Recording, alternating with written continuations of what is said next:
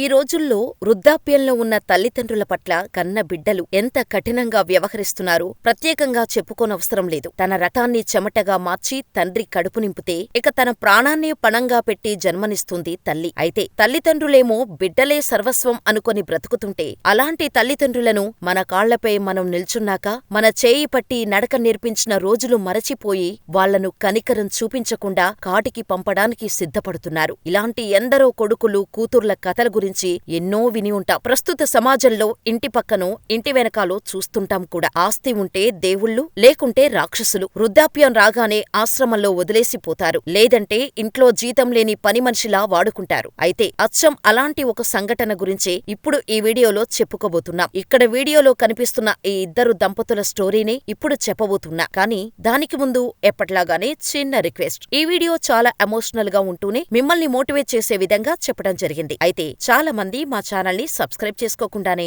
వీడియోలు చూసేస్తున్నారు. దయచేసి వీడియో చివరి వరకు స్కిప్ చేయకుండా చూడండి. అప్పుడే మేమిచ్చే ఇన్ఫర్మేషన్ మీకు క్లియర్ గా అర్థమవుతుంది. వీడియో చూసి అలా వెళ్లిపోకుండా మా ఇన్ఫర్మేషన్ నచ్చితే వీడియోని లైక్ చేసి మా ఛానల్ ని సబ్స్క్రైబ్ చేసుకోండి. అలాగే ఈ వీడియోపై మీ అభిప్రాయాన్ని మాకు కామెంట్ చేయడం మాత్రం మర్చిపోకండి. ఇక వీడియో స్టార్ట్ చేసేద్దాం. ముందుగా ఒక చిన్న విన్నపం. ఛానల్ భద్రతా కారణాల దృష్ట్యా వారి పేర్లు చెప్పటం కానీ వారి ముఖాలను చూపించడం కానీ చేయలేము. దీనికి సంబంధించిన ఆర్టిఫిషియల్ గురించి ఇన్ఫర్మేషన్ వీడియో చివర్లో చెప్పడం జరుగుతుంది. ఈ ఫోటోలో కనిపిస్తున్న ఈ ఇద్దరు వృద్ధ దంపతులు తెలంగాణలోని రంగారెడ్డిలో తన కొడుకు కోడలతో కలిసి నివాసం ఉండేవారు. కానీ వీడియో స్టార్టింగ్ లో చెప్పుకున్నట్టుగా తెలుసు కదా, పెళ్లయ్యాక పెళ్లామే సర్వస్వం అవుతుంది మగాడికి. కనీ పెంచి వాళ్ల జీవితం గురించి ఆలోచించకుండా ప్రయోజకుడిని చేసిన కొడుక్కి వాళ్ళు తల్లిదండ్రుల్లా కాదు కదా, కనీసం మనుషుల్లా కూడా కనిపించరు. అయితే అలాంటి పరిస్థితుల్లోనే వాళ్ల సుపుత్రుడు కూడా వృద్ధాప్యం కారణంగా కనీసం సరిగ్గా నిల్చోటానికి కూడా స్తోమత లేని తన తల్లిదండ్రులను బయటకు గెంటేశాడు ఆ నీచ సుపుత్రుడు.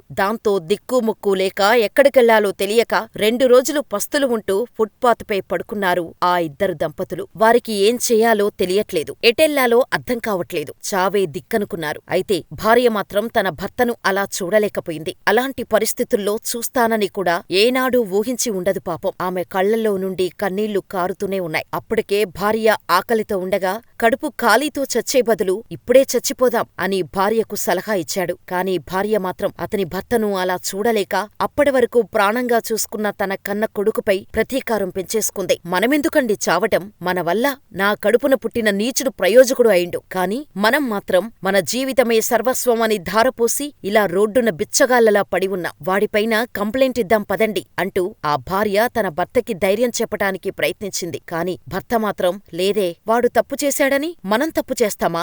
ఎంతైనా వాడు మన కొడుకే కదా, గెంటేస్తే గెంతేశాడులే, వాడైనా సుఖంగా బ్రతకని, మనం లేకుంటేనే వాడు సంతోషంగా బ్రతుకుతాడు అనుకుంటే చచ్చిపోవడానికైనా నాకు సంతోషమే. వాణ్ణి గుండెలపై ఎత్తుకొని పెంచానే, చిన్నప్పుడు గుండెలపై తంతే చిన్నవాడు అనుకున్నా, ఇప్పుడు కూడా తంతున్నాడు అంటే వాడింకా చిన్నపిల్లాడే, వదిలేయ్, మనమే ఎలాగోలా వెళ్ళిపోదాం అంటూ కన్నీళ్లు కారుస్తూ ఉన్నాడు ఆ భర్త. ఆయన్ని అలా చూస్తున్న తన భార్యకు భర్త మాటలకి గుండె పగిలిపోయింది. ఇంకా వాడిపైన ప్రేమేంటి? వాడు మిమ్మల్ని ఇంట్లో నుండి గెంటేసినప్పుడే నా కొడుకుగా చచ్చిపోయాడు. ఇప్పుడు మీరు రాకపోతే నేనొక్కదాన్నైనా వెళ్లి కంప్లైంట్ ఇస్తాను అని చెప్పి లేచింది అతని భార్య. దాంతో ఏమీ చెయ్యలేక కన్నీళ్లు తుడుచుకుంటూనే లేచాడు భర్త. ఇద్దరూ కలిసి నేరుగా కలెక్టర్ ఆఫీస్కి వెళ్లారు. జిల్లా కలెక్టర్ కార్యాలయంలో కలెక్టర్ గారిని కలిసి తమకు జరిగిందంతా చెప్పుకున్నారు ఆ వృద్ధ దంపతులు. దాంతో ఆ కలెక్టర్ వెంటనే వాళ్లకి కడుపు నిండా అన్నం పెట్టించి వెంటనే యాక్షన్లోకి దిగారు. ఆ ఇద్దరు దంపతులను తీసుకుని వాళ్ల ఇంటికి వెళ్లాడు. ఇంటికి తాళం వేసి ఉంది. పక్కింట్లో అడిగితే విలాసాలకు టూర్ వెళ్లారు అని చెప్పారు. దాంతో ఆ కలెక్టర్ కోపంతో చెలరేగిపోయాడు. ఆ ఇంటి తాళం పగలగొట్టి, అమ్మా, ఇప్పుడైతే మీరు ఇదే ఇంట్లో ఉండండి, నేను మళ్ళీ ఇదే ఇంట్లో ఉండటానికి మీకు కావలసిన డాక్యుమెంట్స్ రెడీ చేసి తీసుకొస్తాను, ఇక ఇల్లు మీదే అని చెప్పి వెళ్లిపోయాడు కలెక్టర్. కొద్ది రోజుల తర్వాత తన కొడుకు కోడలు తిరిగి వచ్చారు. చూడగానే షాక్. ఇంట్లో అతని తండ్రి తల్లి ఇద్దరూ ఉన్నారు. మళ్ళీ ఎందుకు వచ్చారు అంటూ తల్లిదండ్రులపై విరుచుకుపడ్డాడు ఆ కొడుకు. అతని తల్లి వెంటనే వాళ్ళు అక్కడ ఉండటానికి కలెక్టర్ గారు ఇచ్చిన ఆదేశాల డాక్యుమెంట్ల పేపర్లు చూపించింది ఆ తల్లి. ఇక ఇల్లు మాదే, ఇక్కడ మీరు ఉండాలంటే మేము ఒప్పుకోవాలి అంటూ వార్నింగ్ ఇచ్చింది కూడా కొడుక్కి. దాంతో తను అటు నుండి అటే బయటకు వెళ్లిపోయి ఆ ఇంట్లో ఉండటానికి కోర్టుకెళ్లి స్టే తెచ్చుకున్నాడు. దాంతోపాటు సంబంధిత రెవెన్యూ అధికారులు అధికారులను కూడా వెంట తెచ్చుకొని ఇంట్లో ఉండటానికి ఇచ్చిన కోర్టు పర్మిషన్ చూపించి ఇంట్లో అడుగుపెట్టాడు ఆ కొడుకు. ఇది నిజంగా జరిగిన మన హైదరాబాదులో 2022 జూన్లో జరిగిన నిజమైన సంఘటన. అయితే మీకు వీడియో కొంచెం క్లియర్గా అర్థం కావటానికి, మోటివేషనల్ గా ఉండటానికి దానిలో కొన్ని సంఘటనలు కల్పించి చెప్పించటం జరిగింది. ఈ వీడియో చేయటానికి కారణమేంటంటే,